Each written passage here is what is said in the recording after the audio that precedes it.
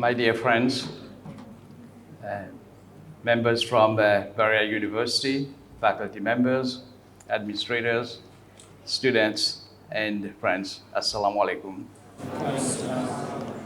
First of all, I'd like to thank the university for this opportunity to talk to you this afternoon. It's indeed a pleasure. It's my first visit at this university, and in the next few minutes, I plan to share some thoughts with you. The topic given this afternoon is very broad and very complex. However, I will try my best to share some thoughts with you, especially when we talk about the impact of modern technologies on the family. Before I do that, I'm going to take you on a historical journey. Whenever we try to analyze, especially institutions like the family, and here we're talking about the age of digitalization, I think we need to talk about the time frame. History is very important because history provides us a perspective. Therefore, we need to engage in some discussion about historical events, historical developments that have shaped the world, impact on lifestyle, and inevitably on the family. And here on this historical journey, if we take a time frame, let me begin by talking a little bit what happened about 500-600 years ago. And let me take you back to a period in history that is known as the Renaissance period. Are you familiar with the Renaissance? You know what it means? Okay, the Renaissance period marked the beginning of a cultural, social revolution in Europe, starting in the 14th century. From the 14th to the 17th century, there was a lot of cultural change.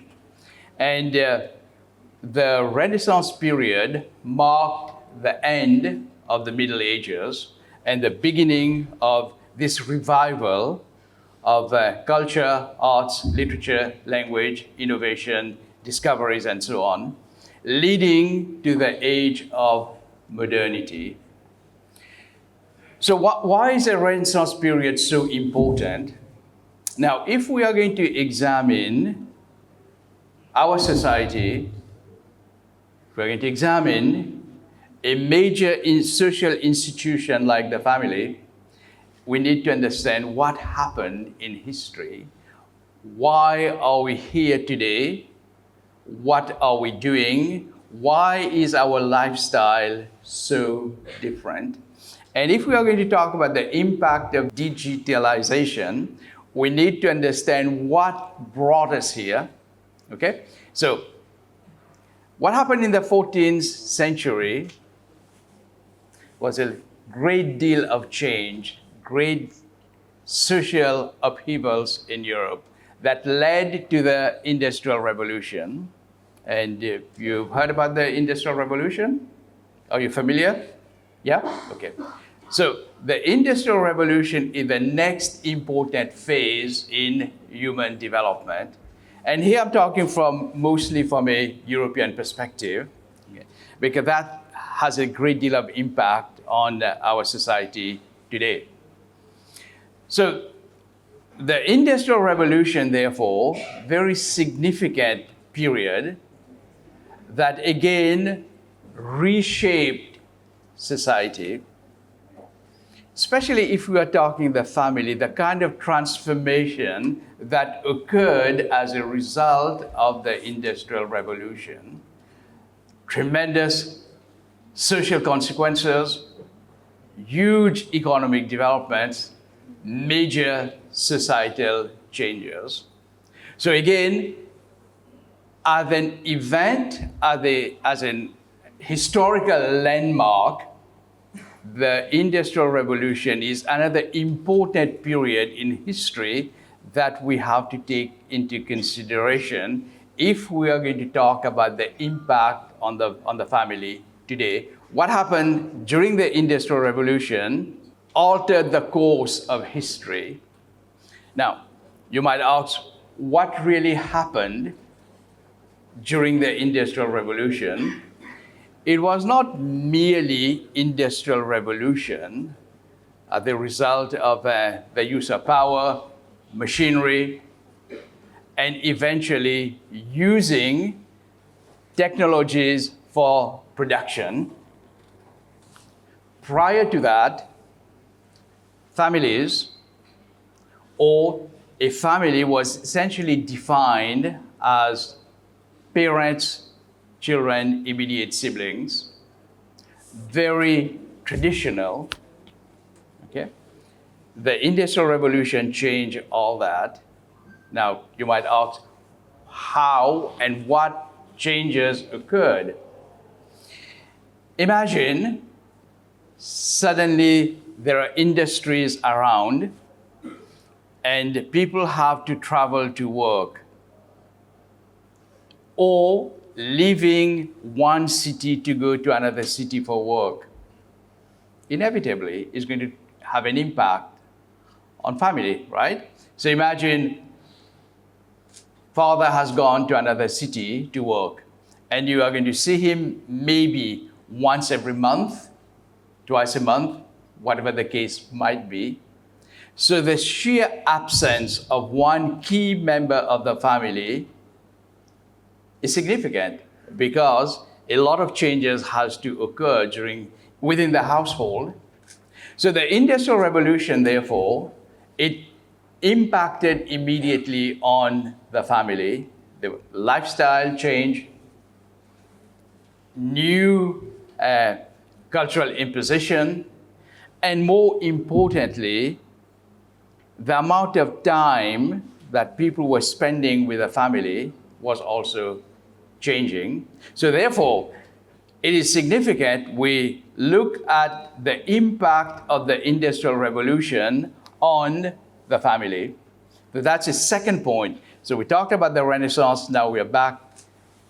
Industrial Revolution, the next important phase in history. After the Industrial Revolution, another key period, you've got changes, building of empires, discoveries. Now we have a lot of movement of people from one part of the world to the next. You've heard about the British Empire, you've heard about how Britain, France, Germany, and other European forces traveling all over the world, conquering lands and setting up colonies. So it's called the age of imperialism. Okay? So the age of imperialism, therefore, suddenly we find societies, look at India was colonized by the British for such a long period of time, and the impact it had on Indian society and eventually the partition of India and Pakistan. So you see the impact the colonial powers had. So this important phase in history, known as the age of imperialism, also affected the family. So we move on to the next phase. After the age of imperialism, another important point in history is the Second World War. Okay? How the Second World War changed the way we behave. So there were a lot of cultural changes. We now talk about peace and war, the impact of war on societies, how people move from one part of the world to another, either as migrants or as refugees. They are war refugees. So the war, therefore, impacted on behavior, impacted on people, impacted on the movement of individuals. So you've got mass movements. For instance, if you look at the Second World War, how the map of Europe got changed. People shifted, large numbers shifted from one part of the world to another. So we've got the formation of new countries, how, for example, Yugoslavia was cut into pieces and divided into several countries, creation of East and West Germany. So like that, you find several European countries reshaping their borders and their boundaries. So very key period in our history. Moving on from the Second World War, now we are entering a very important period, modern period, that now we're talking about the technological age. Starting from the 1950s onwards, we are entering the technological age, the impact of technology, how technology changed the mode of production, how technology impacted on our lifestyle, how technology impacted on social behavior. Now, I'm going to give you just a very simple example. You know, a washing machine, right? The washing machine in the 1950s, some people say it provided freedom. Now, you might say, how can a washing machine provide freedom? It simply washes clothes, isn't it? But the arrival of the washing machine transformed domestic activities, especially in Europe. So now you can put all your clothes in the washing machine, turn it on, and after an hour, it's all washed. Then you put it in the dryer, an hour later, your laundry is done. Very simple, but imagine the impact, okay, on domestic life. So if you're a mother, now you have more time because you don't need to spend hours on your laundry. You just put it in the machine, right? So simple innovation like the arrival of the washing machine altered family life. I'm going to give you another simple example, but very effective in changing domestic arrangement. You've seen a loaf of bread, right? And now you have bread that's already sliced, isn't it? So you've got a loaf of bread already sliced in a plastic. And it's known as the sliced bread. The sliced bread, simple as it may be, also had an impact on domestic behavior. So to make a sandwich, you don't have to cut the bread. You just take butter, 2 minutes, you've got a sandwich. So innovations like that started to impact. And by the time we've got the arrival of television, telephone, the mode of communication altered significantly in the 1970s, 80s.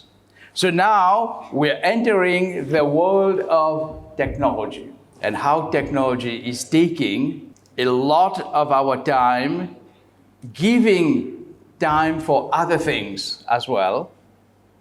So now the impact on the family, I'm going to talk about that a little bit later, but you can see how these forces are entering our life. Okay? So that's an age of technology. We call it the technological age. By the time we have the internet, the world has already changed. Now we're entering the era of globalization. Next important phase, how globalization altered our behavior. So by the time we hit the late 90s, early 2025, we've now entered the digital age.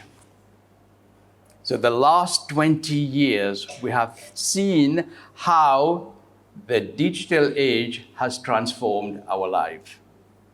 And digital technology is not the phone, not just the phone, the cell phone, mode of communication, mode of travel.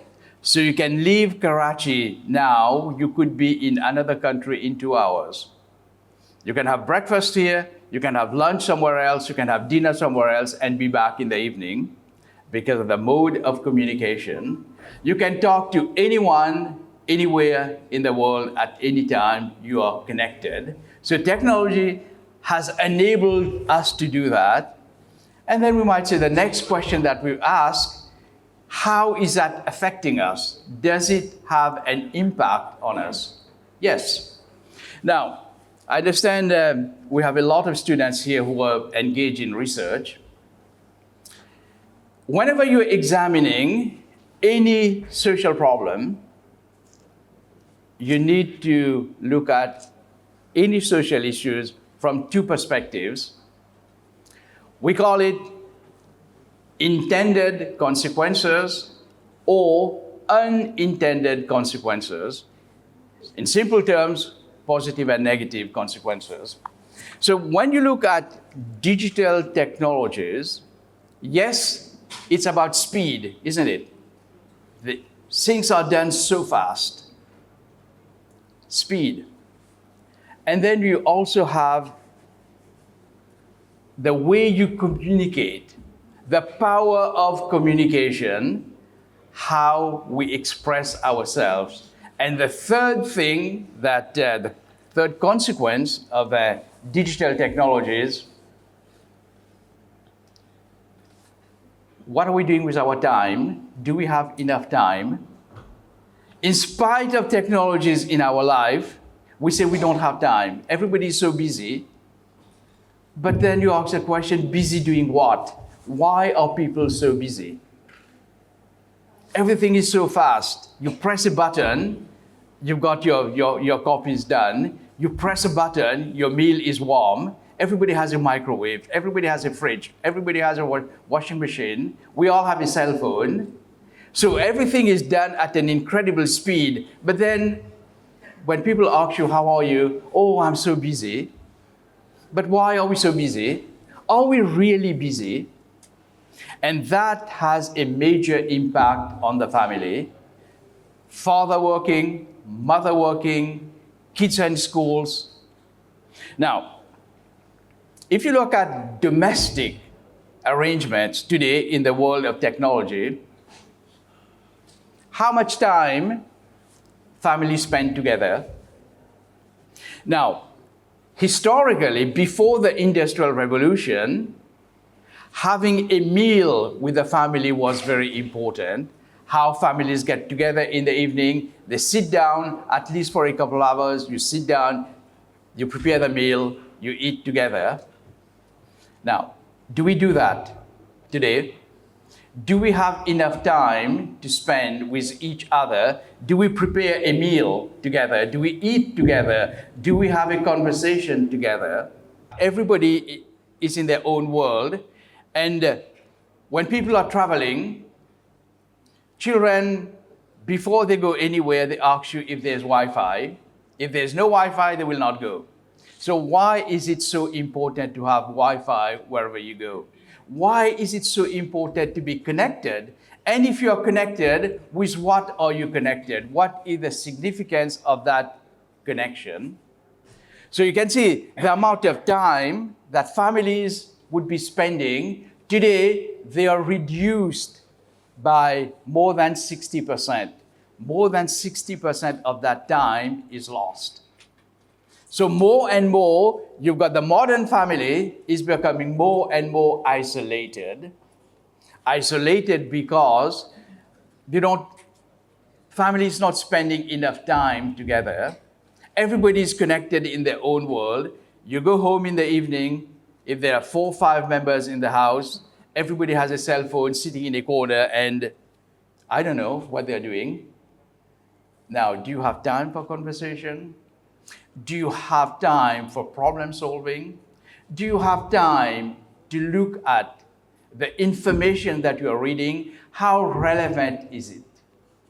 And in this age, in this digital age, we are inundated with information. The question is, information for what? Why do we need so much information? And how much of that information is relevant? I'll give you an example. You know, there's a war going on in Palestine, and so many Palestinians are dying. There's an invasion of their land. Now, if you want to read what is happening on Palestine, you go on your phone and you'll find news, right? There's a lot of reports. How many of those reports are real? How many of those reports are objective? How many reports are true? How many of those reportings are giving you an accurate picture of the war? Okay? And yet, it's full. You just punch war in Palestine, you've got so many sides inundated with information. Now, how do you know which one is correct? You can't possibly read everything, so you will select. How do you know what you are reading is actually correct? Okay, so it's a matter of perspective. Who wrote it? Why did they write it? What is their message? So yes, we have a lot of information at our disposal, but then we need to ask a question of relevance. What is relevant? How much of that information do we really need? And if the family is spending less and less time and people tell you, oh, I'm so busy, I have no time, what are they reading? If they are there all the time, what are they reading? So there's a lot of reporting, and that has created another layer of problem, and today we call it fake news. There's a lot of fake news. There's a lot of misinformation. There's a lot of wrong information. There's a lot of unverified information. And finally, because we talk about war, we talk about conflicts, there's a lot of propaganda. So how do you differentiate? Everybody has access. You look at the news, okay? So many news channels, and if you look at reporting, look how different their reporting is. So which one is correct? Okay? Compare CNN with BBC, compare BBC with ABC, compare ABC with the French channel, compare that with Al Jazeera. What you'll find is you've got networks everywhere, but each one has a very different focus. So how do you know which one is accurate? You look at definition, okay? And after class, just type the word globalization and try to get a definition. See how many definitions you get. Then, which one is correct? Same thing with the family. You type the definition of a family. What is a family today? What is the definition of the modern family? You will find, again, the perspective varies. So one has to be, therefore, very careful in terms of the impact it is having on the family. We need to refocus. We need to rethink. We need to review our priority. I think it's incorrect to say, I have no time. Because if you have no time, then you ask yourself, what am I doing with my time? So if you've got 10 different news channels, how much news do you need to understand an issue? So what society is going now, it's an upheaval. We're trying to understand all the things that's going on, How do we make sense of it? How do we make sense of it? And it is impacting on our behavior, and we don't know what to do with it. So you've got kids confused, you've got parents not sure, you've got a generation that is questioning everything that's around you. You've got school, there are problems in school. You've got behavioral problems. You've got families, breaking up. You've got a generation gap between the elderly and youth. They're not compatible. They are unable to understand. So one generation is unable to understand the other one. And here is something that I find a lot in my encounters, in my research.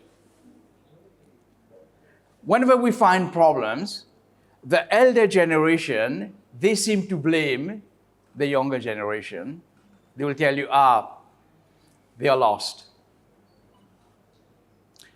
They are not like us. They don't think like us. They don't behave like us.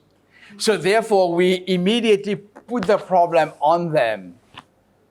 But are these a problem? So if there are problems at home with the kids, who is the source of the problem? Are the children the source? Or is the family or the parents? Very often, parents fail to understand that children are now living in a different age, very different from when I went to school, the way my teachers taught.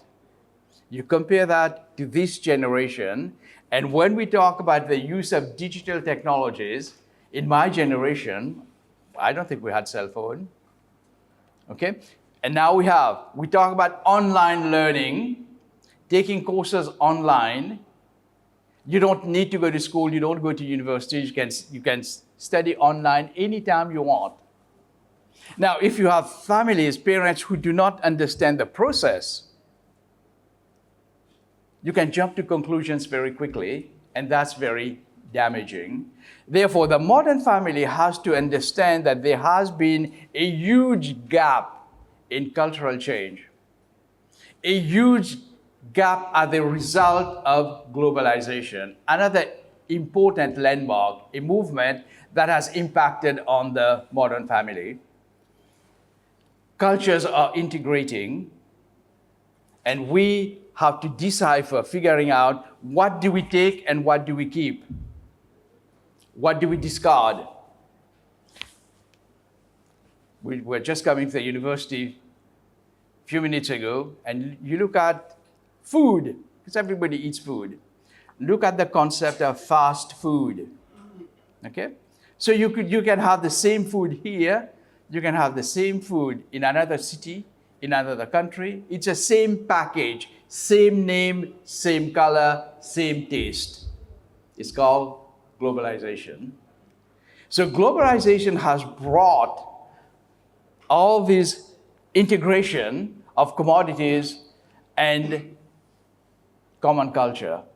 So we've got fashion, clothes, it's the same, people wear here or elsewhere.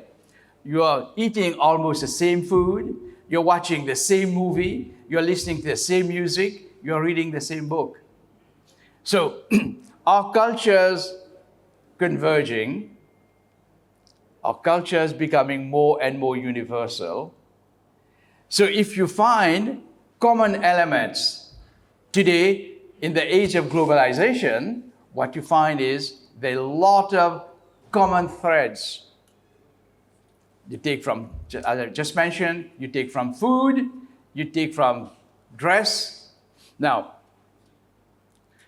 most of you here, I am sure 90% of you have a cell phone, correct? Now, if you look at one person, okay, either here or at home, you wake up, you look at your watch. Where is your watch made? Which country? Then look at your phone. Where is your phone made? You have a television set. Where is the telephone or the television made? Then you are drinking coffee. Where is that coffee coming from? Then you put on your sweater. Where is it made? Then you get in your car. Where is the car made. So by the time you have your breakfast, you are all dressed up, you are now in your car and heading to your office. You're a global citizen. You have all these elements already in you. You are a global citizen without knowing it. And then lunch break. You go and have fries, chips, burgers. Okay? Common cultures, that's sort of moving towards an integration of cultures. So you can see, we can't talk about tradition now. You go to university, you're not going to bring your biryani with you to have for lunch.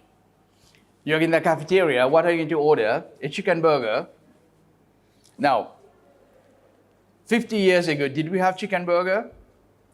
50 years ago, did we have French fries? 50 years ago, did we have all this package coming in a box?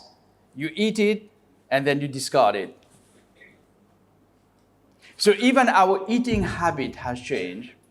Look at clothes, the way we dress. Look at generational change. And I've just given you an example. You just look at your home, your office. From the time you wake up to the time you go to bed, you have products from all over the world. And if you have a son or daughter who lives in Europe, you pick up the phone, within minutes, you're connected. So you can see how fast things have changed since the Second World War. So if we do a historical analysis, and we started our analysis from the 14th century, the age of cultural revolution in Europe, that's what triggered all the changes. And then we moved throughout history, looking at different historical periods, and every point in history, there have been significant changes that have impacted on us as individuals, impacted on us as individuals, and how we do things. Now, you might ask a question, where is this leading to? Where is it going to end? Are we all going to disappear? What's going to happen in the next 50 years? What is going to be the next trend? Okay, so what will happen after the digital revolution? Is there another revolution? What's going to happen? Where are we going? Where are we heading? Now, I am not going to answer this question from an Islamic Quranic perspective. I leave that to Dr. Siddiqui. I am going to give you more of a sociological insight. What happens? Where is society going? What may occur in the next 50 years? Will we have the same family? Now, if we look at the definition of the family in the 14th century, you look at the definition of the family today, it's not the same. You look at the definition of the modern family, it's not the same. And now the family is broken into subsections. You've got a blended family. What is a blended family? You may look it up. If we have a blended family, you have a shared family, we have a nuclear family. So the family itself has changed and the definition has changed, where now in Europe, for example, it is more common to talk about a blended family. Blended family meaning you've got maybe wife has kids, remarried, husband with children, remarried. So they bring a set of children together. So that's called a blended family. Family with two sets of children, but now living under one roof. So that's a shift in the relationship. Then you've got single parents. Families bringing up kids alone, whether single parents, single father, single mother. You have a different set of arrangement. And then you have another factor that is again impacting when you have parents, they have no time to take care of the kids. So kids go to school in the morning, you see them in the evening for a few hours because we are too busy working, doing other things, no time for the children. So the question is, children are growing up without their parents. So you go home and you have part-time parents. It's called part-time parenting. So all these factors, as a result of our lifestyle, as a result of what we have been doing, and throughout history, there have been these significant changes. Therefore, so when you are examining impact of the family, you always need to do a historical analysis. And that's going to tell you throughout history what have been the trends, what changes occurred, and at which time in history. And then when you come back to the modern age, you look at impact. Impact, as I said, you have to look at intended consequences and unintended consequences. Never look at one side, but do a global analysis. So yes, the family has changed significantly, and I think it is likely to change even further. The new generation will have a different, 50 years from now, the definition of family will be totally different from what we're talking today. So as globalization is becoming more and more powerful, as nations are getting more and more integrated and interdependent, we have behavior and lifestyle is going to change. So on this note, I'd like to thank you for your attention. I hope I was able to share some ideas with you. And I thank again the university for this opportunity. And thank you all. Assalamu alaikum.